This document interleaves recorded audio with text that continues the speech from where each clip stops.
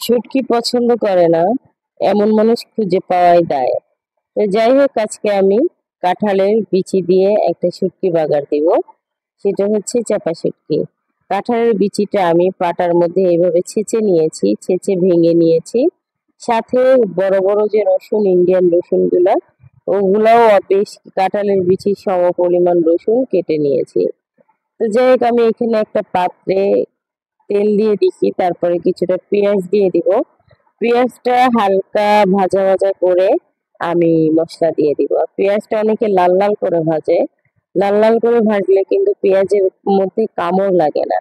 তা আপনি যদি হালকা করে পেঁয়াজটা ভাজেন, এটার মধ্যে একটা কামড় লাগবে আর খেতেও খুব ভালো লাগে। তো আমি এই শুটকি বাজারটা আমি নরসিংদী থেকে শিখেছি। নরসিংদীর মানুষ খুব খায়। তো আজকে আমি চিন্তা করলাম, যেহেতু আপনার ভাইয়া গত 3 দিন আগে একটা কাঁঠাল এনেছিল, বিচি আছে, বিচিটা আমি অনেক সুন্দর করে বাঁধা বেলকুনিতে শুকাইছি।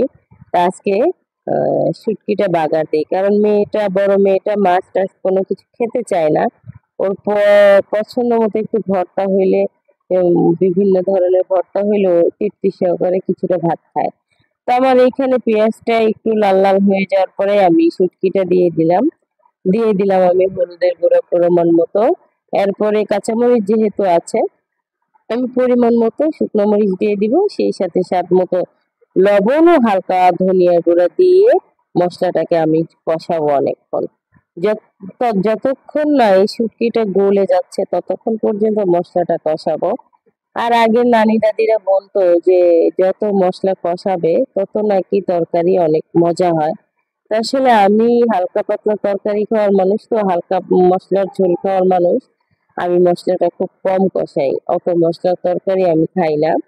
তো এইখানে আমি সমস্ত কিছু দিয়ে নেড়ে চেড়ে কিছুক্ষণ কষায় নিব, যতক্ষণ পর্যন্ত না আপনার পানি শুকিয়ে তেল তেল ভাবটা চলে আসবে। এই শুটকি বাগারটা আমি ওভার বয়স পরে দিচ্ছি, আমার মেয়ে পেয়ে তৃপ্তি সহকারে ভাত খেয়েছে। সেই সাথে আপনার ভাইও আজকে 3টা তরকারি রান্না করা হয়েছিল।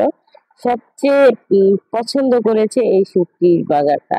কাঁঠালের বিচি দিয়ে অনেকে অনেক ভাবে তরকারি রান্না করা যায়। আমি যেহেতু আজকে মাছ, আলু আর কাঁঠালের বিচি দিয়ে একটা তরকারিও রান্না করেছি, সেই সাথে চিন্তা করলাম কেন না, যেহেতু কাঁঠালের বিচি আছে, মেয়ে তো মাছ খাবে না, তো কাঁঠালের বিচি দিয়ে একটা শুটকি বাগার দিই।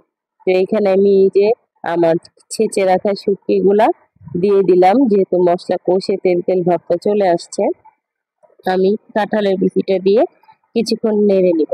নরসিংদীর মানুষ কাঁঠালের বিচির উপরের যে লাল লালটা, ওটা একদম সাদা করে ফেলে, কিন্তু আমরা তো ঢাকা শহরে কিভাবে সাদা করব সেটা আমাদের দ্বারা সম্ভব না।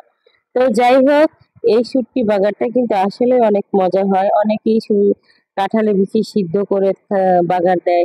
অনেকেই হচ্ছে কাঁঠালের বিচি কুচি কুচি করে শুটকি বাগার দেয়। তো আমি আজকে পাটার মধ্যে ছেঁচে বাগার দিলাম। আমরা ছোটকালে যেভাবে আম ভর্তা খাইতাম, ছেঁচে ওইরকম পাটার মধ্যে পুঁতা দিয়ে ছেঁচে নিচ্ছি। তো এইখানে আমি ঢাকনা উঠায় দেখি যে কিছুটা কষানো হয়ে গেছে। যেহেতু কাঁঠালের বিচি আমাকে আরো ভালো করে কষাইতে হবে, পানি দিতে হবে। তা আমি এইখানে আবার কিছুক্ষণ কষিয়ে তারপরে পানি দিয়ে দিব, যতক্ষণ পর্যন্ত না সিদ্ধ হয়। তো যত কষাবেন তত কিন্তু মজা হয়। তো আমার যে হেল্পিং হ্যান্ড, সে বলতেছিল যে আপা আপনার শুটকি রান্না করতেছেন, পুরা ঘরে শুটকির ঘ্রাণ বের হয়ে গেছে। তো ওই যে এত সুন্দর একটা স্মেল বের হয়েছে বলার বাহিরে। তারপরে যে পানিটা দিয়েছিলাম ওটাও শুকিয়ে গেছে।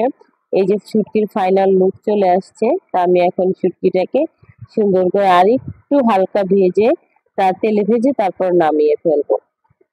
এটা অনেক মজার একটা খাবার, আপনারা চাইলে বানায় খেতে পারেন। এই হচ্ছে শুটকির লুক।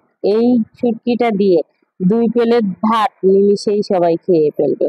ভিডিওটা ভালো লাগলে আপনারাও করে খাবেন।